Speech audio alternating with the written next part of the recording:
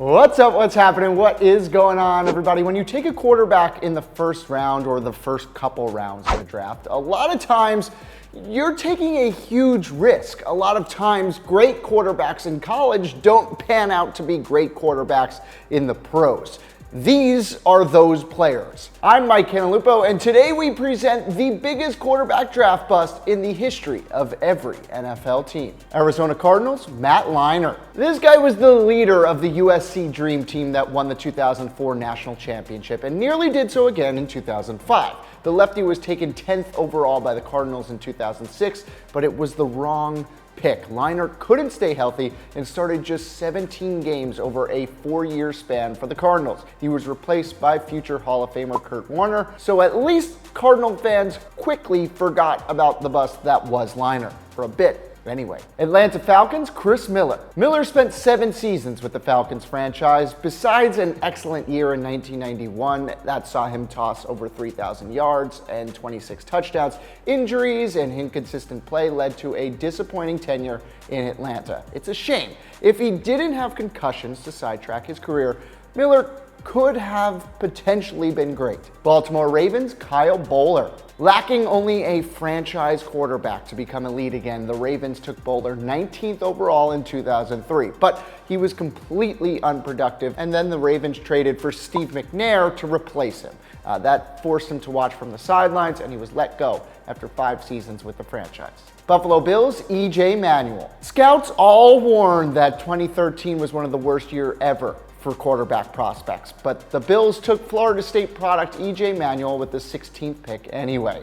Manuel was only a starter for 10 games in his rookie year, but a knee injury forced him to miss time. He was then replaced by Kyle Orton, yes, Kyle Orton, in the 2014 season, and was Buffalo's backup through 2016. Carolina Panthers, Jimmy Clausen. Good on Carolina. They've never drafted a bad QB in the first round, as Kerry Collins and Cam Newton turned out just fine. But Jimmy Clausen, who was the 48th pick in 2010, he didn't pan out. He was awful in his rookie year, tossing 3 touchdowns and 9 picks. But because of his bad play, Carolina earned the first pick in 2011 and drafted Cam Newton. So hey, in a way, Jimmy Clausen worked out. Chicago Bears, Cade McNown. The Bears just kept on losing and losing and losing and losing. So they used their first rounder in 1999 on Cade McNown, but he only made their quarterback woes worse. McNown played just 2 years with Chicago, compiling 16 touchdowns, 19 picks. Chicago gave up and dealt McNown to the Dolphins after his second season. Cincinnati Bengals, AKILI Smith.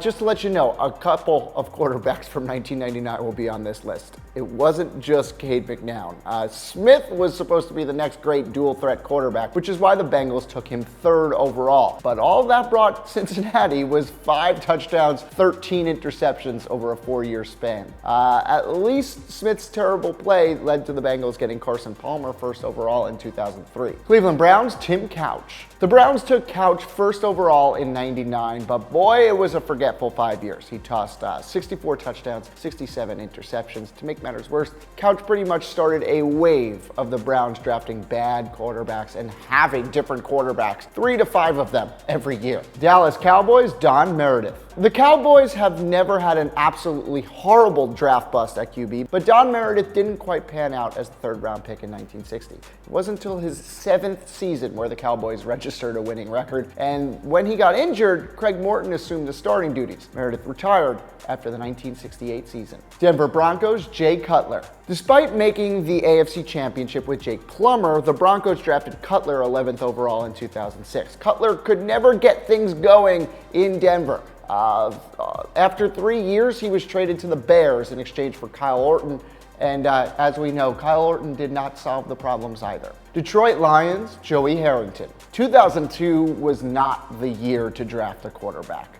But the Lions took Harrington 3rd overall anyway. Harrington's tenure in the Motor City lasted just 4 years. Harrington and the Lions were awful. He tossed double-digit picks every year, including 22 in his sophomore season. Detroit moved on from him after 2005. Green Bay Packers, Randy Duncan. Packers fans have been absolutely spoiled at quarterback. Bart Starr, Brett Favre, Aaron Rodgers, but Randy Duncan was supposed to be the guy in the 60s, not Bart Starr. He was the first pick in 1959. Duncan opted to never play for the Packers and joined the CFL instead to earn more money.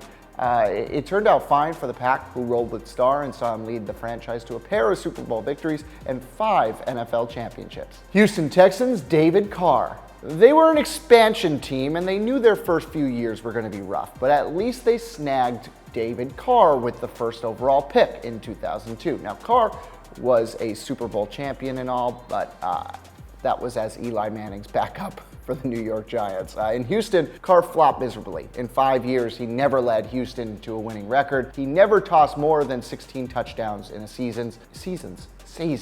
Yikes. Indianapolis Colts, Art Schlichter. Schlichter is fun to say, and they took him with the 4th pick in 1982, but whoops, they should have asked for a mulligan on that one. He had a well-documented gambling addiction that ruined his focus on football, and then ultimately his career. His promising NFL career lasted just 3 years, a woeful 3 touchdowns, 11 interceptions. Jacksonville Jaguars, Blaine Gabbert. 2011 was supposed to be a great year for franchise quarterbacks, but Blaine Gabbert was among the many who turned out to be absolutely massive busts.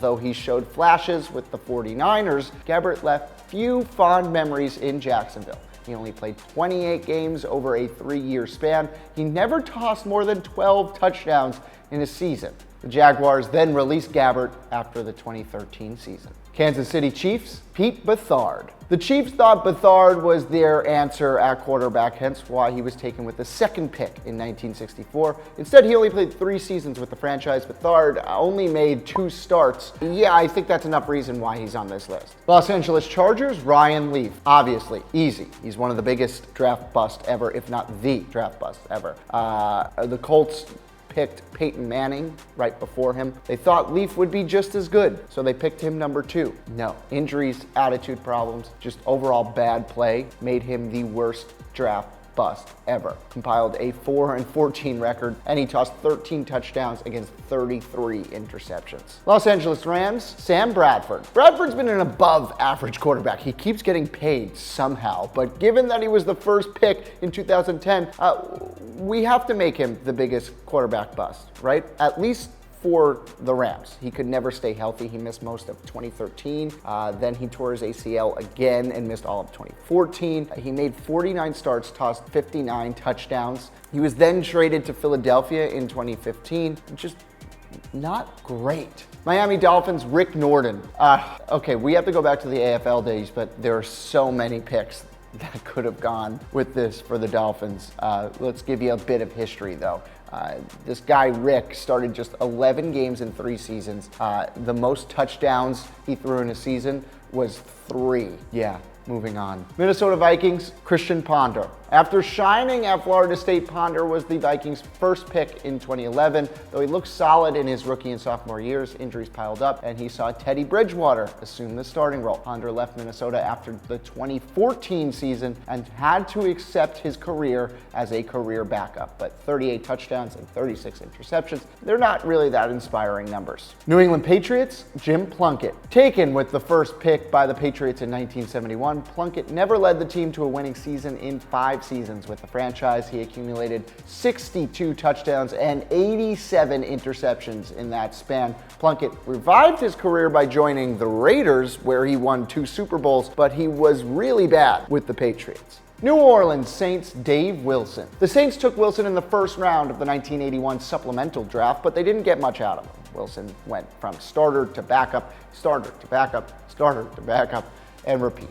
He never established himself as a consistent starter, so that's why he's on the list. New York Giants, Travis Tidwell. We have to go way, way back. The 7th pick in 1950. He only played 2 years in the NFL. He started just 4 games, tossing 5 touchdowns against 7 interceptions. Not a lengthy or solid career, except the G-men were hoping that would happen. New York Jets, Richard Todd. Looking to replace Joe Namath, the Jets took Todd with the 6th overall pick in 1970. Now, he did spend 8 years with the Jets and all, but Todd was really just not that good at all. The crazy New York media was after him 24/7. Todd finished with 110 touchdowns against 138 picks. The team only won 3 playoff games under Todd's belt. Not really franchise quarterback material. Oakland Raiders, Jamarcus Russell. Now, to be fair, the 2007 draft class was one of the worst ever for quarterbacks, but the Raiders thought Russell was the real deal, hence why they took him with the first pick. Russell lasted just 3 years in the NFL, tossing 18 touchdowns and 23 picks. He was out of shape and struggled to stay healthy. In short, easily one of the top 5 draft busts in NFL history.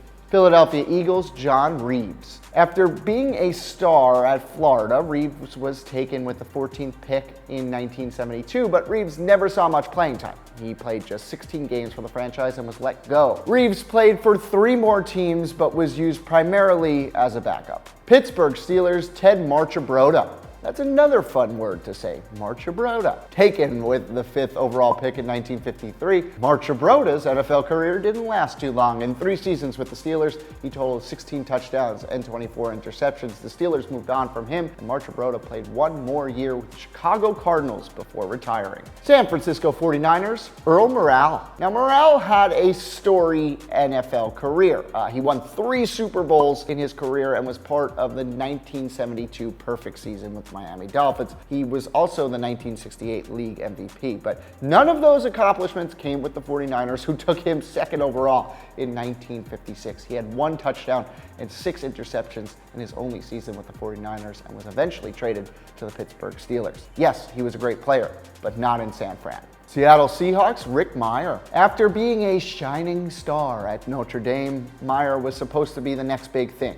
He was not the next big thing. Taken 2nd overall by Seattle in 1993, Mirer lasted just 4 seasons in Seattle. How does 41 touchdowns against 56 interceptions sound? Yeah, not that good. Tampa Bay Buccaneers, Trent Dilfer. Okay, Dilfer did win a Super Bowl, but as quarterback for the Baltimore Ravens. Tampa took him with the 6th pick in 1994. Though he was a somewhat steady QB in Tampa, he couldn't take it to the next level and always struggled with turnovers. He tossed 70 touchdowns, 80 picks in 6 seasons with the franchise. Tennessee Titans, Vince Young. After leading the Texas Longhorns to the 2005 National Championship, the hype for Vince Young was through the roof. The Titans wasted no time drafting him 3rd overall in 2006.